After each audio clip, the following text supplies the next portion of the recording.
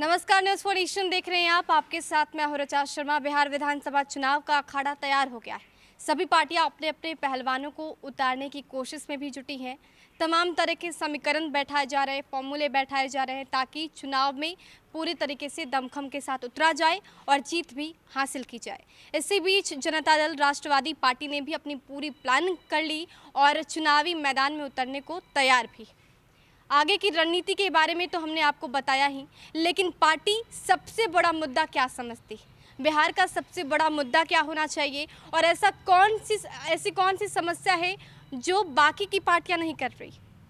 साफ तौर पे नीतीश कुमार या फिर तेजस्वी यादव, सत्ता पक्ष हो या फिर विपक्ष, उससे छूट रहा है और वो उसमें पीछे साबित हो रही है। इन सभी विषयों पर बात करेंगे। इस बीच हमारे साथ जनता दल राष्ट्रवादी के national convener Ashfaq Rahman sir हैं। सर, सबसे पहले तो आपका बहुत बहुत स्वागत।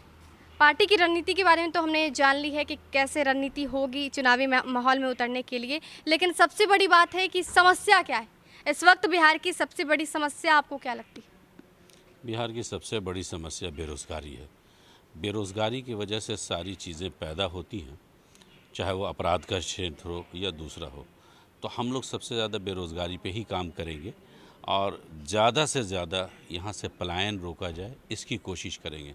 हमारे यहाँ के जितने भी एक्सपर्ट मज़दूर हैं वो देश के दूसरे राज्य में चले जाते हैं। हमारे यहाँ इंडस्ट्रियल ग्रोथ बंद कर दिया गया है, बल्कि जो इंडस्ट्रियाँ थी उनको भी ख़त्म।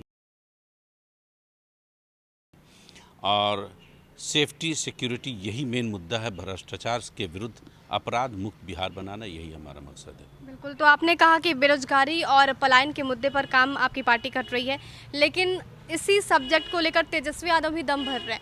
वो भी कह रहे हैं कि हम बेरोजगारी दूर करेंगे, तो आपकी रणनीति उनसे कैसे अलग है? देखिए, उनको 15 साल तो उनके पूरे परिवार का शासन रहा। उस वक्त जो सरकारी नौकरियां थी वो नहीं भरी गई। आज वो सदन में नहीं बैठते हैं। उनसे ये बात उनके मुंह से एक मजाक है और जाहिर सी बात है कि जो कुछ कह रहे हैं वो जनता देख रही है। जब सदन में मौजूद ही नहीं रहते हैं तो वो बात क्या करेंगे। 15 साल उनके परिवार को बिहार की जनता ने सत्ता दी थी। जो थोड़ा बहुत काम उस समय हुआ भी था शिक्षा पर और अन्य इस पर, वो डॉक्टर रंजन प्रसाद यादव जो उस समय सांसद थे उन्होंने किया था और हमेशा उन्होंने ही इस बात को किया। वो जो आज जनता दल राष्ट्रवादी के राष्ट्रीय अध्यक्ष हैं, तो उनसे सोचना, जिनके पास स्वयं शिक्षा का अभाव हो, जिनके पास अभी एक्सपीरियंस भी नहीं है, भारत बोलने में क्या जाता है वो बोलते हैं उनकी बात। बिल्कुल, आपको क्या लगता है जनता कैसे भरोसा करेगी इस पार्टी पर? जनता दल राष्ट्रवादी काफ़ी दिनों से अब ये मेहनत कर रहे हैं। हम पिछले 2015 के चुनाव में भी उतरे थे और अभी तो एकदम से विनाश हो चुका है बिहार का, एक तरफ बाढ़ एक तरफ सुखाड़। तो ऐसी स्थिति में आप मान के चलिए जनता का जितना दबाव है, जितना प्रेशर है, उस प्रेशर में बहुत अच्छे रिजल्ट की आप हमसे उम्मीद रखें और बहुत अच्छा जनता दल राष्ट्रवादी अपना पेश करेगी आपके सामने में। बहुत अच्छे सीटों से हम लोग जीत भी रहे हैं। चुनावी माहौल है, इसमें सौगात भी उसी तरीके से दिख रहा है, चाहे वो देश के प्रधानमंत्री नरेंद्र मोदी हो या फिर नीतीश कुमार। लगातार सौगातें दी जा रही है, चुनावी सौगात इसे कह सकते हैं। तो क्या लगता है कि जनता को लॉलीपॉप दिया जा रहा है या फिर वाकई ये काम जो पहले होना चाहिए वो अभी किया जा रहा है? देखिए, माननीय प्रधानमंत्री बहुत बड़ा ओहदा है उनका और पूरे देश की जनता जान गई है कि वो बोल बचन में अमिताभ बच्चन है, तो उनकी तो बात ही ना की जाए। जो आदमी अभी पलायन के समय, ये लॉकडाउन के समय अपने राज्य में लौटना चाह रहा था, उसको ये बस और गाड़ियां नहीं दे रहे थे, ये क्या उसके लिए कोई योजना देंगे? तो जनता समझ रही है कि साहब ये सिर्फ और सिर्फ झूठे और लुभावने वादे किए जा रहे हैं। यहाँ आने वाले राज्य के नागरिक, हमारे अपने लोग, उनको आने के लिए जो बस और गाड़ियाँ नहीं दे रहे हैं, आप उनसे क्या उम्मीद रखते हैं कि वो हमको कोई देंगे? इससे पहले भी 1.25 लाख का पैकेज दे चुके थे वो। क्या मिला बिहार को? बिहार की जनता खूब जानती है।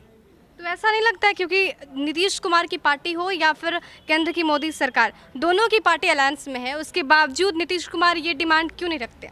क्यों नहीं कहते हैं कि आपने जो वादा किया था वो पूरा नहीं हुआ?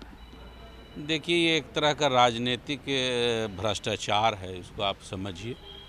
बीजेपी और जनता दल यू एक ही थाली के चट्टे बैठे हैं, तो ये मांग क्यों करेंगे? आप लोगों को शायद नहीं समझ में आ रही है बात। आप एनडीए में हैं तो आप फिर ये सोचना कि साहब मांग रख रहे हैं, जो उनकी मर्ज़ी वो इनकी मर्ज़ी है। ये दोनों ही चाहते हैं कि बिहार को जितना हम पीछे ढकेल देंगे लोग मेरे पीछे पड़े रहेंगे, और सत्ता के इसमें ये वर्चुअल रैली कर रहे हैं, हम लोग एक्चुअल में जा रहे हैं, ये आपको समझ में आ जाएगा। तो साफ तौर पे कहना है कि जिस तरीके से चुनावी सौगात दी जा रही है सिर्फ लॉलीपॉप ही है, क्योंकि अगर वाकई ज़मीन पर उतर के काम करना होता तो ये बहुत पहले हो गया होता। 5 साल किसी भी चीज़ के लिए या फिर उद्घाटन करने के लिए काफ़ी होते। 5 साल के बाद अगर ये याद आता है कि किसी चीज़ का उद्घाटन करना है, जनता के लिए कुछ काम करना है, पुल पुलिया बनवाना है, और वो भी पुल निर्माण के पहले, उद्घाटन के पहले ही टूट जाता है, तो इससे दुखद और शर्मनाक कुछ भी नहीं हो सकता। ऐसे में बिहार में चेंज लाने की ज़रूरत है और एक बड़े बदलाव की ज़रूरत है। फिलहाल के लिए इतना ही। बने रहे हमारे साथ और देखते रहे न्यूज़ फॉर नेशन। नमस्कार।